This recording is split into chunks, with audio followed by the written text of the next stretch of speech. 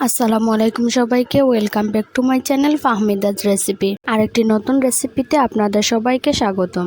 আজ আমি আপনাদের সাথে শেয়ার করছি পাটিসাপটা। কিভাবে আপনারা খুবই অল্প সময়ে এবং অল্প উপকরণে এই পাটিসাপটা রেসিপিটি তৈরি করতে পারবেন তা নিয়ে আজকের এই রেসিপিটি। কম বেশি আমাদের সবার এই পাটিসাপটা পিঠাটি খেতে ভালো লাগে, কিন্তু আমরা তৈরি করার সময় সঠিকভাবে তৈরি করতে পারি না। হয়তো প্যানে লেগে থাকে বা তোলার সময় ভেঙে যায়। এই ভিডিওটি দেখার ফলে আশা করি আপনাদের কিছুটা হলেও উপকার হবে। তাহলে চলুন এই রেসিপিটি শুরু করি। প্রথমে আমি পাটিসাপটার জন্য গুলা তৈরি করে নিচ্ছি। পাটিসাপটার জন্য গুলা তৈরি করতে আমি এখানে 2 কাপ ময়দা নিয়েছি। আমি প্যাকেটের ময়দা ইউজ করেছি, আপনারা চাইলে বাজারের খুচরো ময়দাও ইউজ করতে পারেন। নিয়েছি আধা কাপ চালের গুঁড়ো, পরিমাণ মতো লবণ, 1 টেবিল চামচ চিনি, নিয়েছি 1 টেবিল চামচ তেল এবং 2 টেবিল চামচ গুঁড়ো দুধ। সবশেষে নিয়েছি হালকা কুসুম গরম পানি। আমি এখানে 1 কাপের মতো নিয়েছি। ফুটন্ত গরম পানি লাগবে না, আবার ঠান্ডা পানি দিয়ে এই গুলাটি তৈরি করা যাবে না। একটি বাটিতে আমি ময়দা ঢেলে নিচ্ছি। ময়দা দিয়ে দিয়েছি, এরপর আমি দিয়ে দিচ্ছি আধা কাপ চালের গুঁড়ো।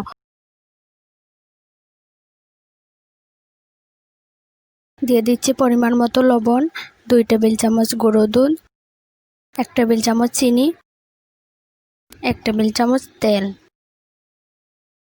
সবগুলো উপকরণ আমি একত্রে মিক্স করে নিচ্ছি। তারপর আমি কুসুম গরম পানি দিয়ে পাটিসাপটার জন্য পাতলা করে গুলা তৈরি করে নিচ্ছি।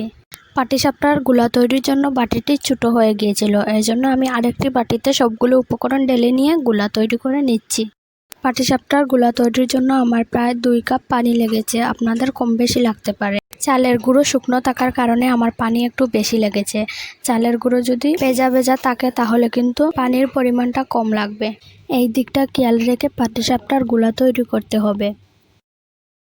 পাটিসাপটার এই গুলাটি তৈরি করতে আমি চিনির পরিমাণটা খুবই অল্প দিয়েছি।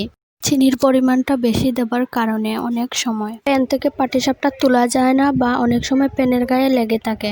এর জন্য চিনির পরিমাণটা আপনারা একটু কম দেবেন। এর ফলে পাটিসাপটা পিঠা আর প্যানের গায়ে লেগে থাকবে না। এই গুলাটি আমি 30 মিনিটের জন্য একটি সাইডে রেখে দিচ্ছি। অন্যদিকে পাটিসাপটার কীরসা তৈরি করে নিচ্ছি। পাটিসাপটার কীরসার জন্য আমি এখানে 1 কাপ সুজি নিয়েছি, আধা কাপ চিনি নিয়েছি, 4-5টা এলাচ এবং একটি তেজপাতা চিড়ে নিয়েছি এবং 1.5 কাপের মতো দুধ নিয়েছি। এবার আমি পাটিসাপটার জন্য কীরসা তৈরি করে নিচ্ছি। প্রথমে একটি প্যানে আমি 3 টেবিল চামচের মতো তেল দিয়ে দিচ্ছি। তারপর আমি এর মধ্যে দিয়ে দিচ্ছি 4-5টা এলাচ এবং একটি তেজপাতা চিড়ে। এগুলো দিয়ে আমি তেলে কিছু সময় ভেজে নিচ্ছি। কিছু সময় তেলে ভেজে নেবার পর আমি এর মধ্যে দিয়ে দিচ্ছি সুজি। সুজি দিয়ে আমি 2 থেকে 3 মিনিটের মতো মিডিয়াম আঁচে সুজি ভেজে নিচ্ছি। সুজি ভেজে নেওয়ার ফলে খেতে খুব ভালো লাগবে। আপনারা চাইলে সুজি তেলে না ভেজেই পাটিসাপটার জন্য কীরসা তৈরি করে নিতে পারেন। চুলার আঁচ বেশি হাই হিটে দেওয়া যাবে না, কারণ বেশি হাই হিটে দিলে পুড়ে যাবে। মিডিয়াম আঁচে 2 থেকে 3 মিনিট সময় নিয়ে সুজি ভেজে নিতে হবে। সুজি ভালো করে ভেজে নেবার পর আমি এর মধ্যে দিয়ে দিচ্ছি চিনি। চিনি দিয়ে আমি আবারও কিছু সময় নেড়ে নিচ্ছি। সবশেষে আমি এর মধ্যে দিয়ে দিচ্ছি দুধ। দুধ দিয়ে ভালো করে নাড়তে হবে, তা না হলে কিন্তু প্যানের গায়ে লেগে পুড়ে যাবে। খুব তাড়াতাড়ি সুজি দুধ টেনে নেবে, কারণ সুজি এমনিতেই পানি বেশি টানে। যখন দেখবেন সুজি প্যানের গায়ে লেগে থাকছে না বা ছেড়ে ছেড়ে আসছে, তখন চুলা থেকে এই কীরসাটি নামিয়ে নেব। আমার 2 থেকে 3 মিনিট সময় লেগেছে, আপনাদের কম বেশি লাগতে পারে। সুজির এই কীরসাটি অনবরত নেড়ে দিতে হবে, তা না হলে কিন্তু প্যানের গায়ে লেগে পুড়ে যেতে পারে।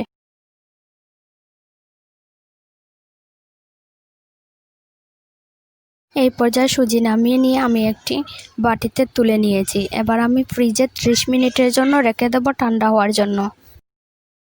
অন্যদিকে পাটিসাপটার জন্য তৈরি করে রাখা গুলা আমি আবার নেড়ে দিচ্ছি। নেড়ে নিয়ে এবার আমি পাটিসাপটা তৈরি করতে চলে যাব।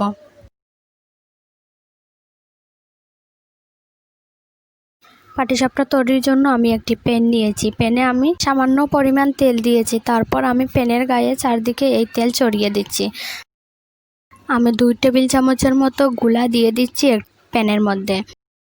এরপর একটি চামচ দিয়ে আমি চারপাশে ছড়িয়ে দিচ্ছি। যখন এটির উভয় পাশ হয়ে যাবে সেই সময় আমি কীরসা দিয়ে দেব।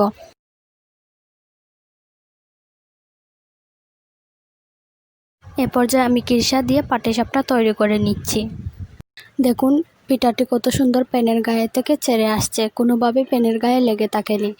প্রতিবার পাটিসাপটা তৈরি করার আগে প্যানে কয়েক ফোঁটা তেল দিয়ে প্যানের চারপাশে তেল লাগিয়ে নিতে হবে।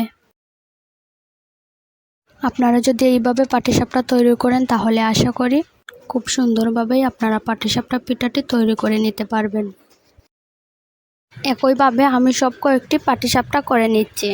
আমার চ্যানেলের ভিডিওগুলি যদি আপনাদের ভালো লেগে থাকে অবশ্যই আমার চ্যানেলটি সাবস্ক্রাইব করে দেবেন এবং পাশে থাকা বেল আইকনটি বাজিয়ে দেবেন। এতে করে আমি যখনই নতুন কোনো ভিডিও আপলোড করব তখন সঙ্গে সঙ্গে আপনারা তার নোটিফিকেশন পেয়ে যাবেন। আর হ্যাঁ, ভিডিওটি ভালো লাগলে অবশ্যই একটি লাইক করে দিও, কমেন্ট করে জানিও ভিডিওটি কেমন হয়েছে। আজকের ভিডিওটি এই পর্যন্তই। সবাইকে অসংখ্য ধন্যবাদ। আল্লাহ হাফেজ। দেখা হবে নেক্সট কোনো রেসিপির ভিডিওতে।